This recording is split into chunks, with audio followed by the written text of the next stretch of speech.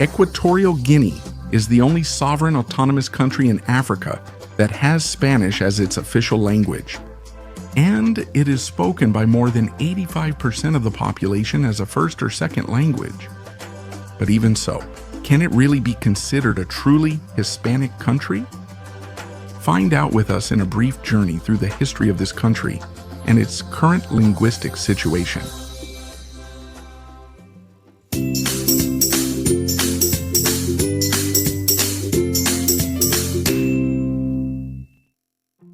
Equatorial Guinea is one of the smallest countries in Africa, with an area of 28,052 square kilometers, and it is located in the sub-Saharan region of Central Africa, which geographically consists of an insular zone and a continental area.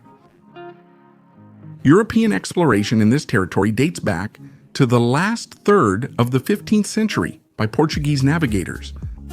But it was not until the year 1778 that through the Treaty of El Pardo, Portugal ceded to Spain, among others, the territories of Equatorial Guinea, in exchange for large portions of land in South America and what is now Brazil. However, the difficult times that Spain went through between the late 18th century and the early 19th century did not allow enough attention to be given to these new territories in the Gulf of Guinea. This led to the English occupation of the islands in the 1820s, especially on the island of Fernando Po, now known as Bioko. The English left a legacy in the construction of some ports and trading posts, and they built cities like Port Clarence, which was later renamed Santa Isabel, with the resumption of Spanish control, and since 1973 it was renamed Malabo, in honor of Malabo Lopelo Malacca, the last traditional Bubi king, and today it is the political and administrative capital of the country. Starting from the second half of the 19th century, Spain began to send numerous military and religious expeditions to Equatorial Guinean territory.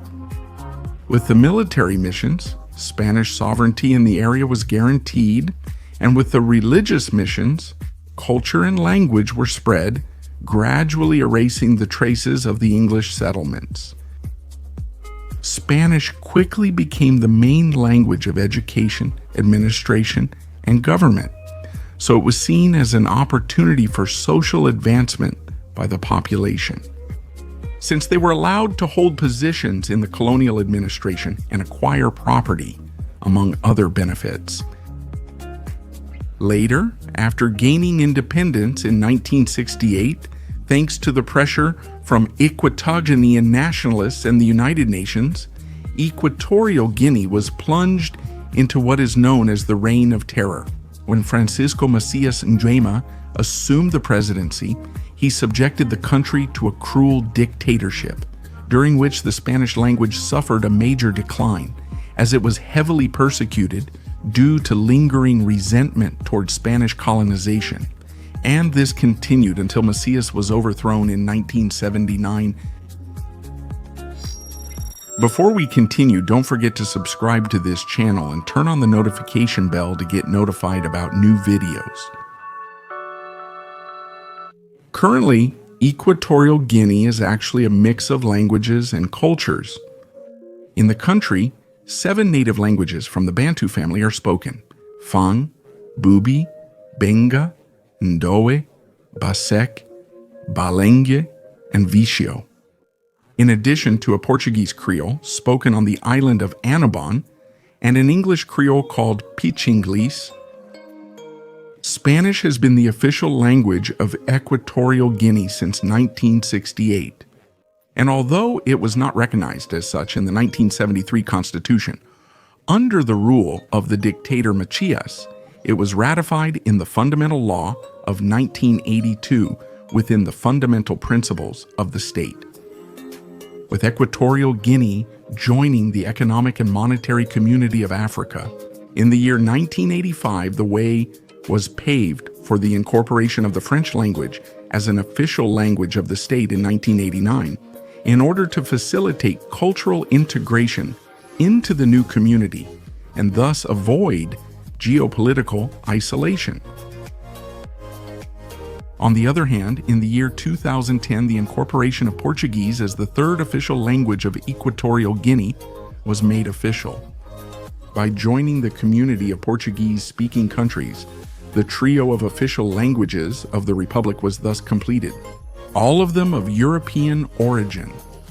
But then what about the status of the native languages? The reality is a bit more complex. Even though the most predominant mother tongue in Equatorial Guinea is Fang, with about 300,000 inhabitants. Spanish is the most widely spoken second language and the fastest growing language in the country. Thus, it is seen as the most important language in politics, administration, and education. This makes Equatorial Guinea a unique case in the Spanish-speaking world. The other native languages mentioned are oral languages, which for a long time have even had to rely on Spanish for written communication. And, therefore, the state does not consider them as vehicular languages or languages of instruction. Currently, Spanish coexists with the native languages independently and non-invasively, so no Creole languages have been generated as a result of the interaction. And except for some phonetic and morphological modifications, there have not been major changes in the structure of Spanish, which is spoken there by those who have a native or almost full command of the language, making up between 10 and 15% of the current population.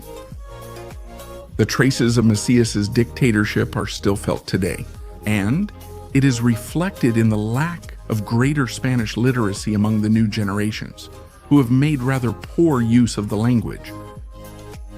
Even though primary and secondary education, both public and private, has been taught entirely in Spanish, children and young people tend to communicate in their own native languages. Once they are with their families at home, few of them use Spanish. On the other hand, teachers in schools do not always obtain the proper qualifications and teacher training required by the teaching profession. Therefore, a solid knowledge of the language is not always guaranteed, while at the same time the teaching materials available to the institutions are, in some cases, insufficient. However, it is worth highlighting the recent opening of new bookstores and libraries that aim to improve language literacy.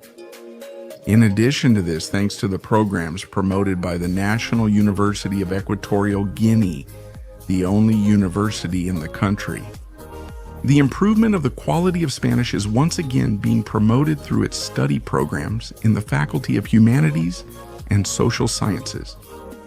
For its part, it is worth highlighting the important help that the Spanish government is providing through its technical assistance and financial support to the different institutions, including the Spanish Cultural Centers, Spanish schools, and National University of Distance Education campuses in Bata and Malabo, and more than 70 centers of the Association of Catholic Centers of Equatorial Guinea, which together are responsible for the spread and teaching of the Spanish language throughout the territory. In 2013, the Equatorial Guinean Academy of the Spanish Language was created and was finally accepted into the Association of Academies of the Spanish Language in March 2016. It is also thanks to Equatorial Guinea that Spanish was included as an official language of the African Union. Through a protocol that modifies the Constitutive Act put into effect since 2007 and in July 2022, the Cervantes Institute organized the 15th Hispanism Forum at the Spanish Cultural Center in Malabo, dedicated to Equatorial Guinean Hispanism.